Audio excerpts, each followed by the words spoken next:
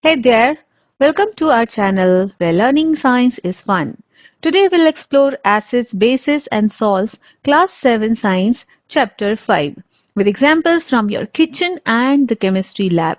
So let's go and let's start with acids. So acids are substances that taste sour and are corrosive in nature. They can be found naturally like in vegetables, fruits, etc. or can be man-made. They turn blue litmus red. So examples of some natural acids are lemon juice which contains citric acid, vinegar contains acetic acid and curd has lactic acid.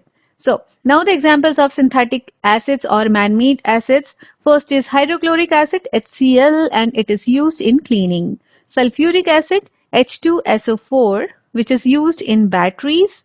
Nitric acid HNO3 which is used in fertilizers and explosive. Now, let's learn about bases. So, bases are bitter in taste. They feel slippery and turn red litmus paper blue. They also can be natural or synthetic or man-made. Natural bases are soap solution which contains sodium salts of fatty acids, wood ash. It contains potassium carbonate. And examples of synthetic or man-made bases are sodium hydroxide NaOH used in making soap, ammonium hydroxide NH4OH used in glass cleaning, calcium hydroxide CaOH twice used in whitewashing. And our next topic is indicators. To detect whether the given solution is an acid or base, we use indicators. So natural indicators are turmeric, which turns red in base, China rose, which is pink in acid and green in base, red cabbage, which is purple in neutral, pink in acid and green in base. Examples of synthetic indicators are phenolphthalein, it becomes colorless in acid and pink in base, methyl orange, which is red in acid and yellow in base. Universal indicator shows pH values with many different colors. Neutralization reaction. When an acid and base react, they neutralize each other. This is called a neutralization reaction. And the formula is acid plus base gives us salt, water and heat. And example is hydrochloric acid plus sodium hydroxide. When hydrochloric acid is made to react with sodium hydroxide, it gives us sodium chloride which is table salt and water. Salts.